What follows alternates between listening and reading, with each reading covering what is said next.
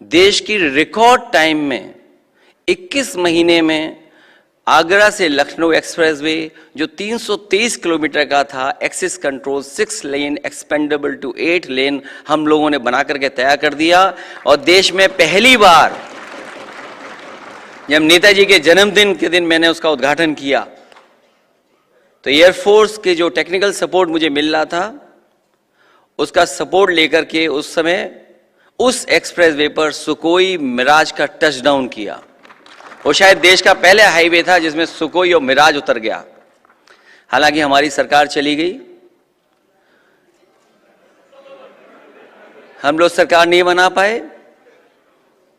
तो हमारे पत्रकार साथियों से जब मेरी बातचीत हुई तो मैंने उनसे यही कहा कि हम लोगों को समझाते रहे और दूसरे लोगों को बहलाते रहे, और उसका परिणाम यह हो कि हम लोग सत्ता में नहीं आ पाए। जो डिजाइन समाजवादियों की थी और उस डिजाइन को जब हम लोग आगे लेकर के गए, जिसको आजमगढ़ और गाजीपुर तक, आगे बलिया तक जोड़ने का जो हमारा काम था वो हम लोगों ने आगे बढ़ाया। दूसरी सरकार आई, खुशी की बात यह कि उस काम को रोका नहीं, उन्होंने बढ़ाया।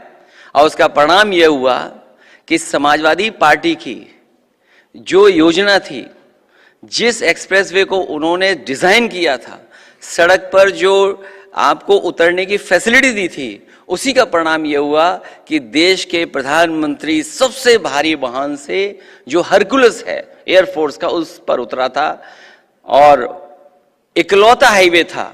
उस समय सरकार के लोगों ने कहा कि हम ऐसे हाईवे देश में बनाएंगे।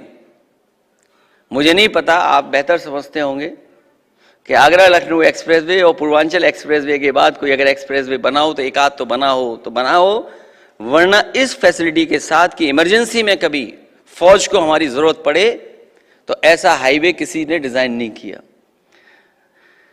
ये तो किया ही किया, लेकिन जो एजुकेशन में हम बदलाव कर सकते थे उस समय हम लोगों ने करने का काम किया। SCL जो नोएडा छोड़ करके नहीं जाना चाहता था, उनकी एक कंपनी, कोई ट्रेनिंग इंस्टीट्यूट नहीं बनाना चाहते थे दूसरे आगे, उनके तमाम अपने इश्यूज थे।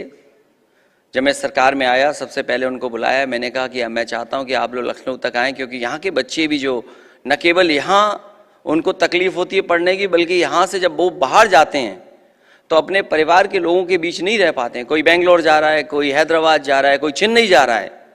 यहाँ पर वो जॉब्स नहीं है जो जॉब्स लखनऊ में मिल सकते थे उन्हें।